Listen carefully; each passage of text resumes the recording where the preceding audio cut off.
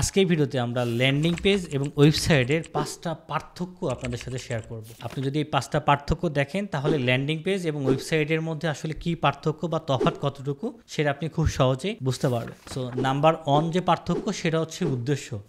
একটা ওয়েবসাইট তৈরি করা কি উদ্দেশ্য থাকে, তার কোম্পানির সমস্ত কিছুই ওয়েবসাইটে থাকবে। তার মানে আপনি যদি মনে করেন আপনি একটা মুদি দোকান আছে, সো আপনার দোকানে চাল আছে, ডাল আছে, চিনি আছে, তেল আছে, আটা আছে, ময়দা আছে, অনেক প্রোডাক্ট, সাবান আছে, শ্যাম্পু আছে, এই সকল কিছু আপনি আপনার ওয়েবসাইটে রাখছেন। আপনার দোকানের নাম, লোকেশন কোথায়, ফোন নাম্বার কি, সকল কিছু আপনি আপনার ওয়েবসাইটে রাখতে যাচ্ছেন। এটা কিন্তু আপনার উদ্দেশ্য, একটা ওয়েবসাইট যদি আপনি তৈরি করতে চান। আর ল্যান্ডিং পেজ তৈরি করার উদ্দেশ্য কি থাকে, যেমন অনেক প্রোডাক্ট আছে, সো আমি এখন সিজন হচ্ছে রমজান মাস, রমজান মাসে তেলের অনেক চাহিদা, বা রমজান মাসে আমি মুদি দোকান খেজুর আনছি, সো আমি খেজুরের উপরে একটা ল্যান্ডিং পেজ তৈরি করব। সো আপনার উদ্দেশ্য কিন্তু ফিক্সড, একটা উদ্দেশ্য নিয়ে আপনি কাজ করলেন। পরবর্তীতে আপনি খেজুর নিয়ে কাজ করলেন, রমজান মাস শেষ, আপনি ভাবলেন যে নতুন ধান উঠছে, চালের দাম কম, এখন একটা চালের ক্যাম্পেইন করবো। সো আপনার কিন্তু নতুন একটা ল্যান্ডিং পেজ তৈরি করা দরকার। আপনি কিন্তু পূর্বের ল্যান্ডিং পেজ নিয়ে কাজ করতে পারবেন না, কারণ আপনার প্রোডাক্ট চেঞ্জ হয়েছে। সো আপনার তখন আবার আর একটা ল্যান্ডিং পেজ তৈরি করতে হবে চালের উপরে। সো ওয়েবসাইটের উদ্দেশ্য থাকে মাল্টিপল, আর ল্যান্ডিং পেজে উদ্দেশ্য থাকে খুবই ছোট।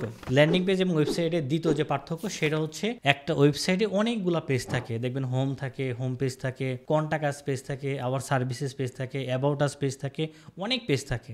কিন্তু একটা ল্যান্ডিং পেজে শুধু একটা মতো সিঙ্গেল পেজ থাকে, এখানে কিন্তু একের অধিক পেজ থাকে না। এটা হচ্ছে দ্বিতীয় পার্থক্য। 3 নাম্বার যে পার্থক্য সেটা হচ্ছে নেভিগেশন এবং হেডার অ্যান্ড ফুটার। একটা ল্যান্ডিং পেজে হেডার ফুটার থাকে না সাধারণত, কিন্তু একটা ওয়েবসাইট আপনি যদি ভিজিট করেন ওখানে হেডার থাকে, নিচে ফুটার থাকে, হেডারে সার্চ দেওয়ার অনেক অপশন থাকে, ফুটারে অনেক তথ্য থাকে, অ্যাড্রেস থাকে, ঠিকানা থাকে, ফোন দেওয়া থাকে, তারপর নেভিগেশন বার থাকে উপর নিচে যে কোনো এক জায়গায় একটা ওয়েবসাইটে, যেটা ল্যান্ডিং পেজে সাধারণত থাকে না। ওয়েবসাইটে কেন রাখা হয়, সেই ওয়েবসাইটে ভিজিট করলো, ওয়েবসাইট থেকে সে আমার ইউটিউব চ্যানেলটা ঘুরে আসতে পারে, আমার ফেসবুক পেজটা ঘুরে আসতে পারে। সো 3 নাম্বার যে বড় পার্থক্য ছিল সেটা হচ্ছে ল্যান্ডিং পেজে হেডার ফুটার থাকে না এবং ওয়েবসাইটে হেডার ফুটার থাকে। 4 নাম্বার যে সমস্যা সেটা হচ্ছে কনভার্সন ফোকাস, অর্থাৎ একটা ল্যান্ডিং পেজে ভিজিট করলেই দেখবেন অর্ডার নাও, অর্ডার নাও, অর্ডার নাও, অর্ডার নাও, এই অর্ডার নাও বাটন একের অধিকবার থাকে। কোনো ল্যান্ডিং পেজে 6 বার, 5 বার, 3 বার মিনিমাম থাকে, কিন্তু একটা ওয়েবসাইটে এতটা এই বাটনগুলো থাকে না বা রাখা হয় না। ল্যান্ডিং পেজে এই কল টু অ্যাকশন বাটন একাধিকবার রাখা হয়, কারণ হচ্ছে কাস্টমার আসলে যাতে সে আগে অর্ডারটা করে এবং তাকে বারবার রিমাইন্ডার দেয়া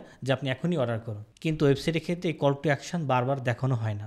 ল্যান্ডিং পেজ এবং ওয়েবসাইটের 5 নাম্বার যে পার্থক্য সেটা হচ্ছে ট্রাফিক সোর্স, অর্থাৎ একটা ল্যান্ডিং পেজ তৈরি করা হয় সাধারণত, মানে আপনার 100 জন মানুষের মধ্যে 99 জন মানুষ সরাসরি পেইড মার্কেটিংয়ে চলে যায়। যে আমি ল্যান্ডিং পেজটা তৈরি করেছি, আজকেই তৈরি করলাম, আজকে আমি ফেসবুকে একটা অ্যাড রান করবো, সেলসের ক্যাম্পেইন তৈরি করব, যেখানে আমার এই ল্যান্ডিং পেজে ইউআরএলটা দিব, ফেসবুকের মাধ্যমে বা ফেসবুকের থ্রুতে আমার ল্যান্ডিং পেজে ট্রাফিক আসবে, এখান থেকে আমি সেলস জেনারেট করব। এটা কিন্তু টার্গেট থাকে, কিন্তু একটা ওয়েবসাইটে এই ধরনের টার্গেট নিয়ে কাজ করে না। তার হয়তো প্রোডাক্ট 100টা, সে মনে করেন পেইড মার্কেটিং করবে বা তার 10টা প্রোডাক্ট নিয়ে সেলসের ক্যাম্পেইন রান করতে পারে তার ওয়েবসাইটে, বাকিগুলো হয়তো অর্গানিক এসইও করবে। সো একটা ওয়েবসাইটে মাল্টিপল ট্রাফিক সোর্সের অপশন থাকে, যেটা আসলে ল্যান্ডিং পেজে থাকে না।